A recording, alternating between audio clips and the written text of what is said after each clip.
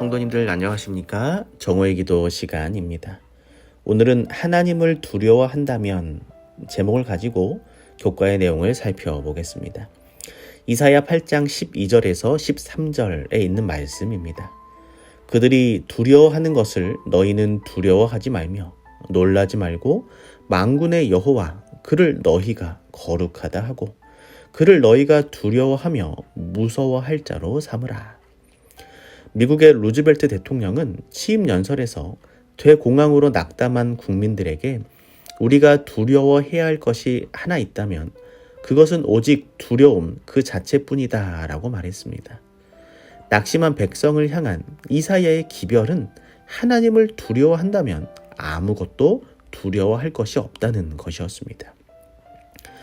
우리가 세상을 살아가면서 두려워하는 것은 무엇일까요? 세상의 힘, 그리고 재물, 그리고 그것들을 가진 사람들을 두려워하고 있지는 않나요? 나의 뜻대로 되지 않는 일들로 인해 마음이 두렵고 세상이 두렵고 그 일들의 틀어짐으로 마음이 녹아내리는 것이 우리 삶의 연약한 실체가 아닌가 하는 것입니다. 어니 제이 젤린스키의 느리게 사는 즐거움 이 책을 보면 우리가 하는 걱정거리의 40%는 절대 일어나지 않을 사건들에 대한 것이고 30%는 이미 일어난 사건들, 22%는 사소한 사건들, 4%는 우리가 바꿀 수 없는 사건들에 대한 것들이다. 나머지 4%만이 우리가 대처할 수 있는 진짜 사건이다. 즉 96%의 걱정거리가 쓸데없는 것이다 라고 이야기하고 있습니다. 어떻게 보면 우리는 쓸데없이 많은 두려움을 가지고 세상을 살아가고 있는지도 모르겠습니다. 예수님은 우리가 두려워하는 것들에 대한 이 실체에 대해 말씀하시면서 진정 두려워해야 할 대상은 바로 하나님이시다라고 성경에 말씀하고 있습니다. 예수님께서는 우리가 참새보다 귀한 존재라고 말씀하시면서 너희에게는 머리털까지 다 새신바 되었나니 라는 말씀을 통하여 불필요한 두려움에 짓눌려 있는 우리를 이해하고 공감해 주시고 그리고 위로해 주시고 있는 것입니다. 하나님은 이사야에게도 사람들이 두려워하는 것을 두려워하지 말고 그분을 두려워하라고 훈계하셨습니다. 이것은 성경에서 중요한 주제입니다.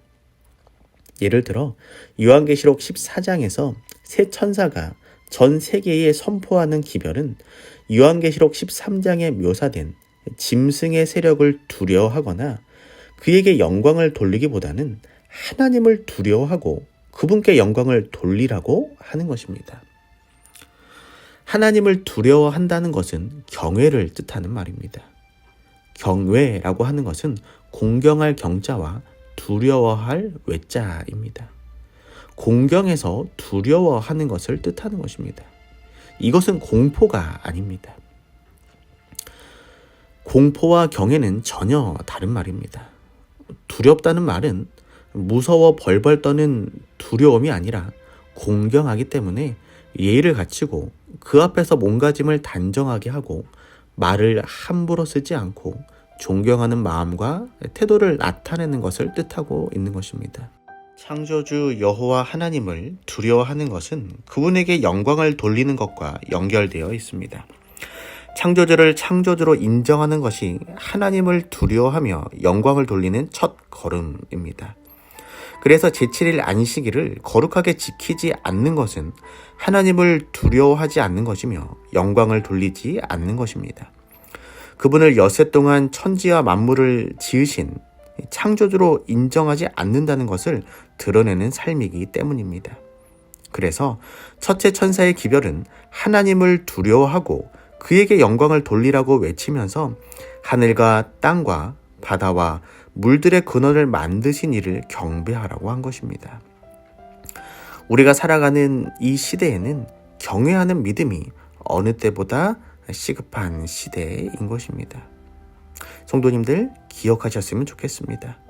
우리가 가장 두려워해야 할 대상은 이 세상이 아니라 모든 생명의 주인이신 하나님이시며 그분을 사랑하고 경외할 때 지상의 어떤 것도 두려워할 필요가 없어진다고 하는 것입니다. 기도하겠습니다. 사랑의 하나님, 오늘 우리가 이 세상을 살아가면서 세상을 두려워하지 않고 오로지 하나님을 두려워하며 하나님을 경외하는 삶을 살아가게 하여 주시옵소서. 세 천사의 기별을 받은 성도들로서 그 기별을 널리 전하며 또한 그 기별을 우리 삶 속에서 실천하는 삶을 살아가게 하여 주시옵소서. 모든 말씀 사랑이 많으신 예수님의 이름으로 간절히 기도드립니다. 아멘.